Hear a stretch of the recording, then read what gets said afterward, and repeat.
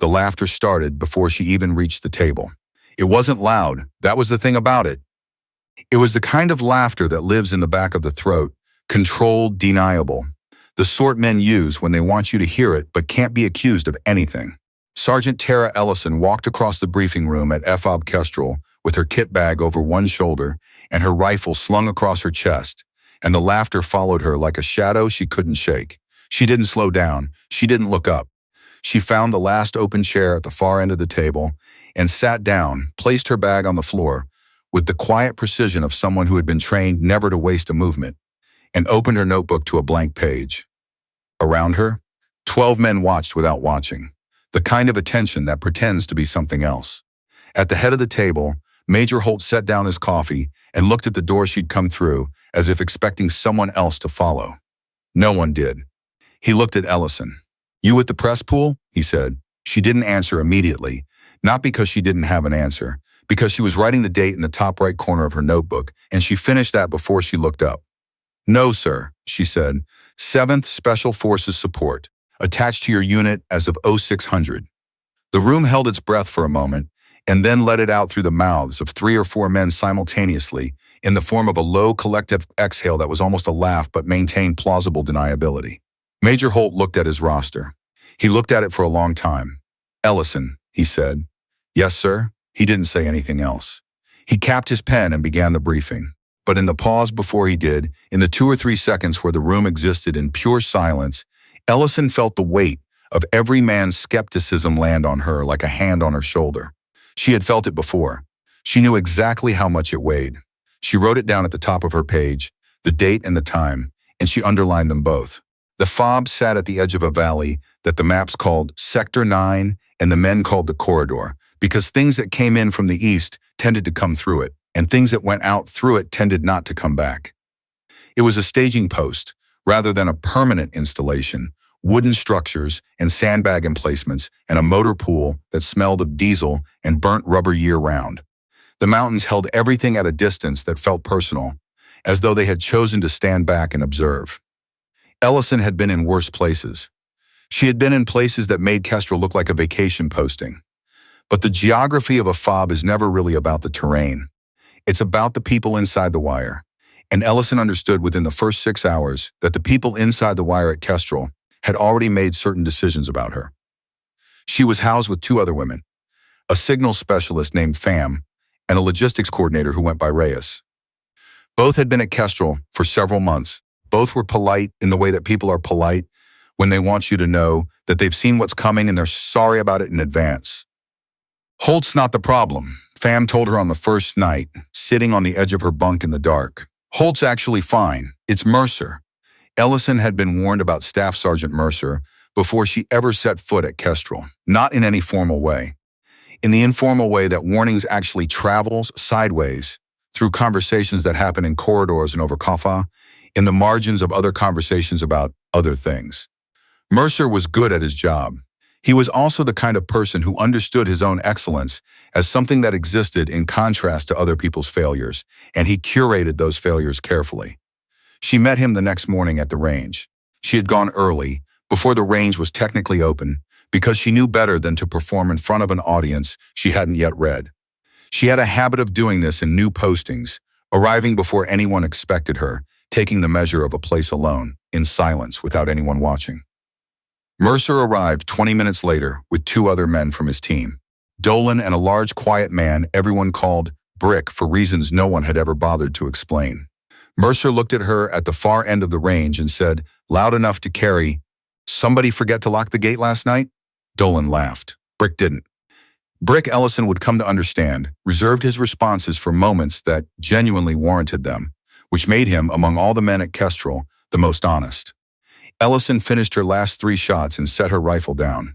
She didn't respond to Mercer. She cleared her weapon, checked her target, made the necessary notes. When she walked off the range, she passed within a few feet of where he was standing, and she looked at him with the kind of steady, level attention that contains no hostility and no deference, just observation. And something in that look made him straighten almost imperceptibly, the way men sometimes do when they realize they've been misread. She saw that. She filed it. The thing about being underestimated is that it has 2 phases. The first phase is the easy one to describe. It's the laughter in the briefing room. It's the comment at the range. It's the way an assignment gets explained to you twice, slowly, by someone who has already decided you won't understand it. This phase is loud and legible, and you can document it in the margins of a notebook. Most people, when they talk about what Ellison went through at Kestrel, stop there. They talk about the first phase, and they think they've told the story. They haven't. The second phase is the quiet one. It's what happens after you've proven that you can do the thing they said you couldn't do. It's the recalibration, the slow repositioning of doubt, the way they don't congratulate you. They just stop laughing, which they present as equivalent to congratulation, but which costs them nothing and gives you nothing and changes nothing on paper. Ellison knew about the second phase. She had been there before. What she was not prepared for, or rather, what she had prepared for. But in the way you prepare for things you hope won't happen, was how long it would take at Kestrel for the second phase to begin. The first real test came in the third week. Intel had flagged movement in the eastern approach. Three-man team, confirmed armed, operating in a pattern that suggested reconnaissance rather than direct action. Major Holt's team was tasked with intercept. The plan was simple. 2 vehicles, a blocking position in the north. A contact team working the slope. Ellison was assigned to Vehicle 2 as what the order sheet listed as secondary support, which was the kind of designation that means whatever the person assigning it needs it to mean. She understood that it meant they were not sure what to do with her and had solved the problem by making her role as undefined as possible. The movement began at 0300. The vehicles went out in darkness and reached their position on the slope with 40 minutes to spare. Holt's team set up the blocking position. Mercer's team took the contact role. Ellison positioned herself on the high ground with her rifle because that was what the terrain demanded, and no one had told her not to. At 041, the 3-man reconnaissance team came through the eastern approach exactly where the intel said they would. What the intel had not captured was the 4th man. He came from the north, using the shadow of the ridge, moving in a way that suggested he knew the blocking position was there, or suspected it, and was working around it. He was moving toward a point where in another 90 seconds, he would have line of sight on Holt's team from above. No one else had eyes on him. Ellison had eyes on him. She keyed her radio and gave a bearing and a range in the flat, compressed syntax of someone who has done this long enough that the words have become reflexive, and then she waited. There was a pause on the net, the kind of pause that happens when the person on the other end needs a moment to process information that arrived from a source they hadn't fully factored into their mental map of the situation. Then Holt's voice clipped an immediate, "Copy. All elements, hold." The 4th man stopped. He had heard something. Not on the radio, just something in the texture of the night that had changed. He held his position for 11 seconds, which Ellison counted. Then he began to move again, and Holt's team adjusted, and what might have been a very different night became instead an uneventful one. On the drive back, Mercer rode in Vehicle 1. He said nothing. But Brick, sitting in Vehicle 2, looked at Ellison once, a direct, measured look, and gave a single small nod. She wrote the date in her notebook when she got back. Major Holt called her into his office 3 days later. The office was a partitioned section of what had once been a storage building, with a single overhead light that buzzed at a frequency that made concentration slightly harder than it needed to be. Holt was behind his desk when she entered, and he was looking at something on his computer that he did not turn away from immediately. This was his way of establishing the terms of a conversation before it began. Ellison had met officers who did this, and officers who didn't, and she had noticed that it tracked, imperfectly, with something about how they understood the relationship between rank and attention. She stood and waited. He turned. "The call out on the 14th, he said. "That was good work." "Thank you, sir. I'm putting it in the log." She nodded. What he didn't say, what she understood without needing him to say it, was that the log would be the extent of it. There would be no broader acknowledgement, no mention in the next briefing, no repositioning of her role in the team's operational structure. The log was the thing they gave you when they wanted to acknowledge the fact of something without changing their understanding of what it meant. She had been here before, too. "You have questions?" Holt said. "No, sir." He looked at her for a moment with an expression that was almost something, and then it became nothing again, and he turned back to his computer. She left. The weeks that followed had the quality of a slow accumulation. Small incidents, each one deanable on its own. A briefing where her input was heard and then repeated by Mercer as if it were his own. A resupply run where she was listed as crew but used as loader. A debrief where her radio log from the 14th was referenced without her name attached to it. She documented everything. Not because she planned to do anything with the documentation, because documentation was the habit of someone who had learned that memory is not sufficient evidence. What she didn't expect was Mercer. Not the Mercer who had met her at the range with a remark designed for an audience. A different version. One she caught in fragments in the spaces between the public performances. A glance across a briefing room when something she said proved accurate. A moment during a training exercise where he corrected a junior soldier's position using the exact geometry she had suggested the day before in a conversation he had walked away from. These were not apologies. They were not concessions. They were the involuntary acknowledgments of someone whose professional judgment was struggling to stay aligned with his social positions. She didn't mention them. She just noticed. The second real test came in week 6. A vehicle had gone off-route during a routine patrol. Note, not through enemy act, but through a combination of GPS degradation and a navigation error that had sent a 2-man team into a section of the valley that was outside the established security bubble. They had managed to establish radio contact before the signal deteriorated, and what they reported was a compound, a vehicle gate, and a group of armed men who had noticed them. The QRF went out in 2 vehicles. Ellison was in Vehicle 1. What followed was not a firefight in any sustained sense. It was a compressed, chaotic interval of approximately 8 minutes in which several things happened at once, and the order in which they happened would later be a subject of some discussion. What was not in dispute was the sequence that ended it.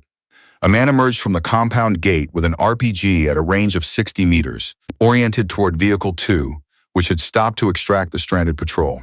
Vehicle 2 was stationary. Stationary and an RPG at 60 meters in the open is a very specific kind of problem. Ellison solved it. One shot from a moving vehicle across a crosswind at a target in partial defilade behind the edge of the gate.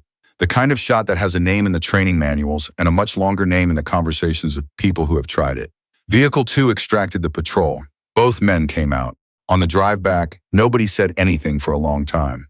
Then Mercer, from the front seat of Vehicle 2, keyed his radio and said her call sign and said, "Good shooting." That was all. 2 words. The kind of acknowledgement that costs a man a great deal and sounds like almost nothing. She heard it. She didn't respond on the radio. She looked out at the mountains going by in the dark, and she thought about the distance and the wind and the target, and then she thought about other things, quieter things, and she let the silence do what silence is actually very good at doing when you give it room. The debrief happened the next morning. Major Holt ran it. The incident was walked through in the procedural way that debriefs are designed to be: sequential, factual, attributed. When they reached the sequence with the compound gate, Holt named her. Called sign and then name, which was the more formal usage, reserved for moments that the officer running the debrief wanted to mark as distinct from the surrounding material. Mercer was sitting across the table. He was looking at his hands. After Holt named her, Mercer was quiet for a moment, and then he looked up, not at her but at the wall above her head, and he said, "That's the most accurate field shot I've seen in 9 years." The room was quiet. Not the same quiet as the first briefing. Not the held breath quiet of people waiting to exhale skepticism. A different kind. The kind that happens when people are recalibrating, and they're not sure yet where the new position is, and so they hold still and wait for it to settle. She didn't say anything. She wrote the date in her notebook, just the date, in the top right corner of the page, and she underlined it. Command came down from Bragg 2 weeks later. A commendation formally filed. The first of that type that FOB Kestrel had generated in 14 months. Holt signed it. Mercer, in an action that nobody required of him, and that was not part of any form or protocol, added a written endorsement. 3 sentences in the precise economical language of someone who has learned to say exactly what they mean and no more. The last sentence read, "Her judgment in the field has been an asset to this unit." Ellison read it twice. She read it the way you read something, when you need to make sure you're reading it correctly before you let it mean anything. Then she filed it in the back of her notebook. The morning before she rotated out, she was at the range early again. The same range, the same time of day, the same silence before the base woke up around her. She wasn't there to prove anything. She was there because she had always been there in the early mornings, before anyone was watching, doing the same things she did when they were. She heard boots behind her. She didn't turn. Colonel Renner had arrived at Kestrel 48 hours earlier. For an evaluation visit, he commanded the brigade. He was not in anyone's chain of memory, as someone who visited ranges at 0500. He stood behind her for a moment, watching. She fired her last 4 rounds, cleared her weapon, turned. Renner was in full uniform, his rank visible, his expression unreadable in the way that long experience with authority makes faces unreadable. He looked at the target. He looked at her. He looked at the target again, and something in his face moved, just slightly, the way a compass needle moves when it finds north. Then he brought his hand up in a slow, deliberate salute. Not a greeting, not protocol. The salute of one soldier to another who has done something that deserves to be seen. She returned it. He lowered his hand, nodded once, and walked back toward the command building without a word. She stood at the edge of the range in the early morning light and looked at where he had been standing, and then she looked at her target. And then she looked at the mountains, holding the valley at a distance, the way they always did, patient and enormous and entirely indifferent to what happened at their feet. She picked up her kit and walked back to her quarters. She had a notebook to pack.